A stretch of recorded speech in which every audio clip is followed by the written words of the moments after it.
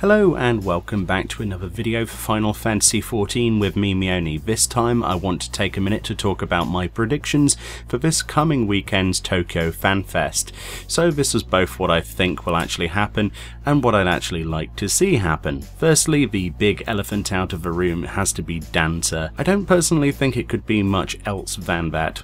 Whilst there are no t-shirt hints or usual pointers looking at Dancer being the next job, there are plenty of rumours and references in the game and the original Blue Fever leaks, which all mostly turned out to be true or close to the truth, did actually mention originally Dancer being a confirmed role. I firmly then believed that Dancer would be a good addition to the game. Now my prediction is that it gets announced, but if I wanted it to be anything, it would have to be a healer to follow the balance of having a new tank.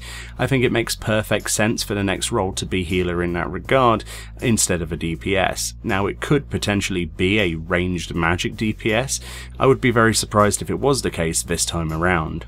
A new race, we have the Viera. They showed females off at Paris, and it's highly likely in my opinion they won't be gender locked, and we'll probably see male Viera either shown off with concept art or at least mentioned, but I feel that it's more likely we'll get that confirmed and then another race shown. If you're unfamiliar, Square Enix put a reference to a new race into the game in one of the recent patches. The term Hrothgar as a race response in a quest has since been hotfixed out of the game. It's pretty likely then that we might actually see two races added for Shadowbringers. You have to remember, on stage at Paris Fanfest, Yoshi P mentioned how this will be the last race they add, so there are two ways to look at that statement.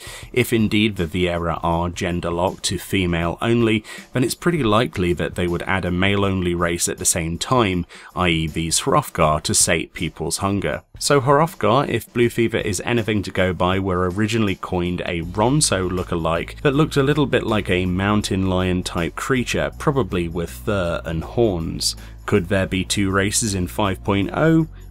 I think so. Will they be gender locked? Possibly, but not probably. I'd personally lean closer towards them having a male and female of both, if this is indeed their final race, or indeed races they're adding to the game. Can you imagine a disturbance on the forums if this wasn't the case?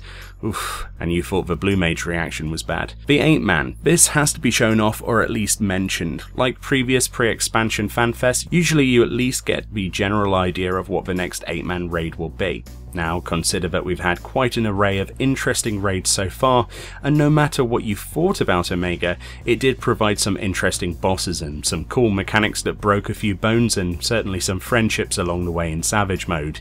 If I was to predict something, I would imagine it to be something to do with the Void perhaps again. Considering the implications of Shadowbringers being relevant to that sort of idea, I don't think it will be main storyline focused, as they haven't done that since the Coil of Bahamut, but I think it will be just as important as a side story, much like Omega was.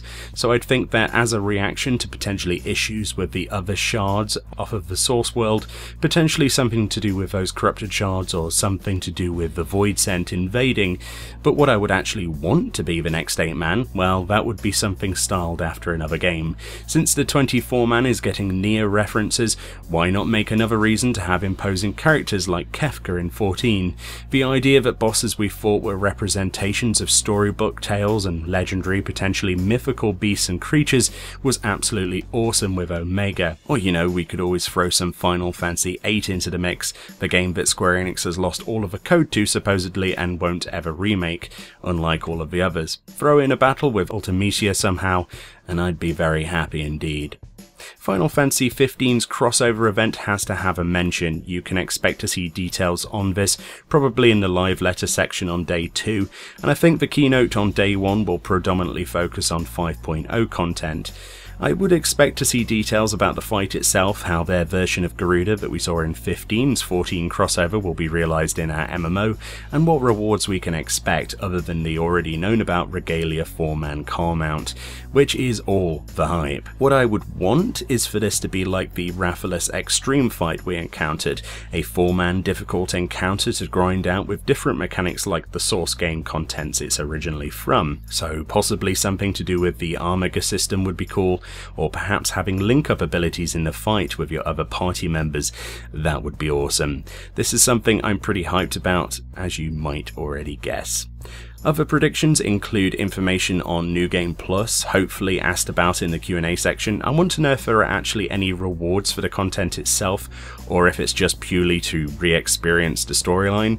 I'd like to see a section on Trust specifically, perhaps a live demo with a dungeon ran with the Scions or something, or at least a boss or something that's not too spoilerific.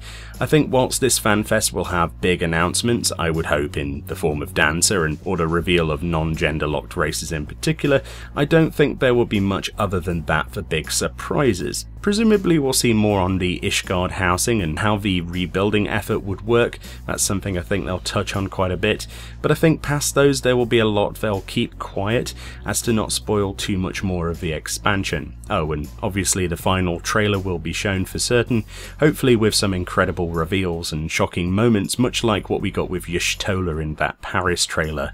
It's going to be absolutely epic, and I'm going to cover everything in multiple bite-sized videos this weekend, so if you're as hyped as me, give me your own predictions below and what you would like to see announced, and I'll see you all next time.